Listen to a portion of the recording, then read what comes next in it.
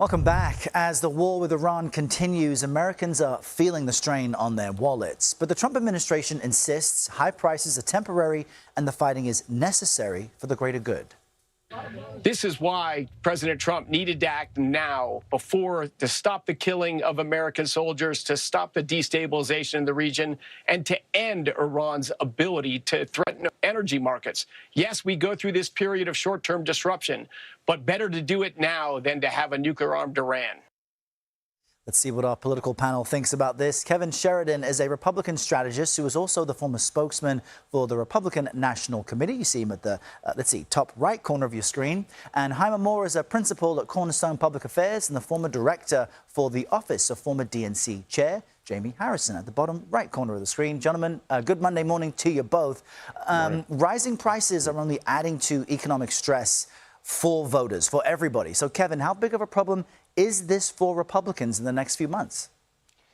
Well, this is the biggest political gamble probably of the century, or since maybe the Iraq War, I guess. But, everything hinges on the success of this and whether or not Republicans will hold fast. Right now, they are. Members of the House and Senate have basically stayed loyal to the mission right now. Will they break if prices continue to spike and oil doesn't go down? That's the big question. But look, they're going to give them, I think they'll give them a month or so of leeway, and then they're going to reassess. And I think that's when you'll start to see there has been a little bit of online breakage, some frayage online. But so far, they're holding fast and trusting his instincts and his process because they all got elected with him. His voters are their voters, so they're sticking with him right now. Not lost on me that you say everything hinges on this. Hyma, TSA workers just missed their first full paycheck last week because of the DHS shutdown. We just saw a live report from Atlanta. TSA lines across the country are painful. Given this mounting economic impact, do Democrats need to reevaluate the shutdown strategy? Hey, Eric, good to see you. Look, we're in the middle of a war and things are becoming more fraught by the day. But we have to recall why Democrats initially took this route. Most of last year, Homeland Security, ICE, and agents of that agency spent most of the year going after, citizens of Minnesota. There were obviously 3 that were killed and many that were hurt in the course of those actions. And so Democrats still feel very strongly about their initial response to those actions. However, things are much different now, and I do think Democrats are going to have to take a hard look at the strategy writ large.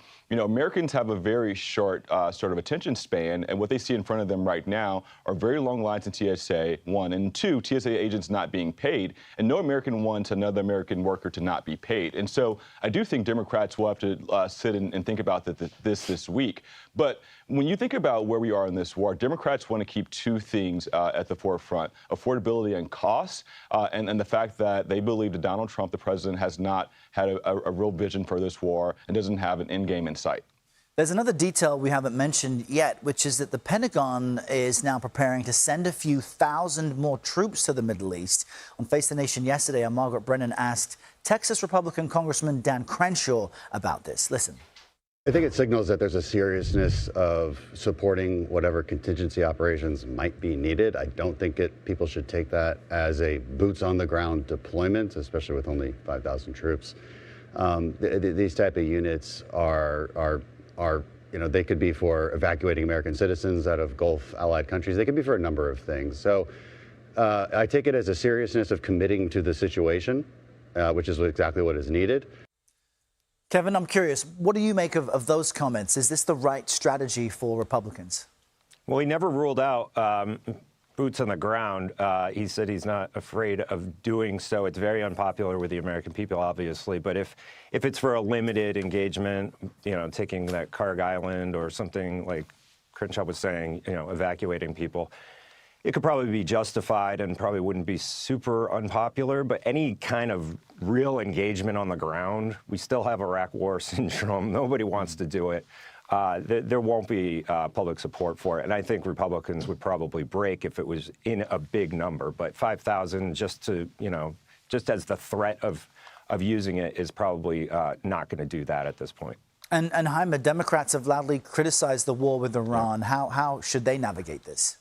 Look, I mean, look, you think about this. We're 3 weeks, 13 Americans have been killed, and over $11 billion have been spent.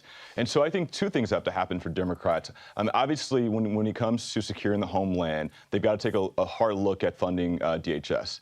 And then secondly, you know, this war, and Brendan just said this, no American wants to go to a protracted war. And so as we enter the midterm, we're dead in the midterms right now. We've already had 5 primaries, and we have a bunch coming up. We have one today, tomorrow in Illinois, and several coming up in May and June.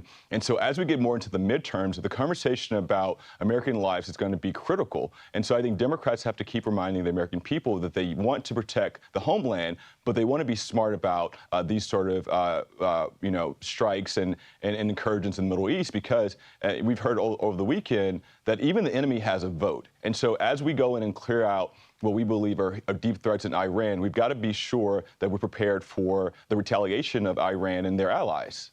Yeah, so many variables and then lack of clarity about what happens next. Kevin Sheridan and Hyma Moore, great to have your insight this Monday. Thanks for your time.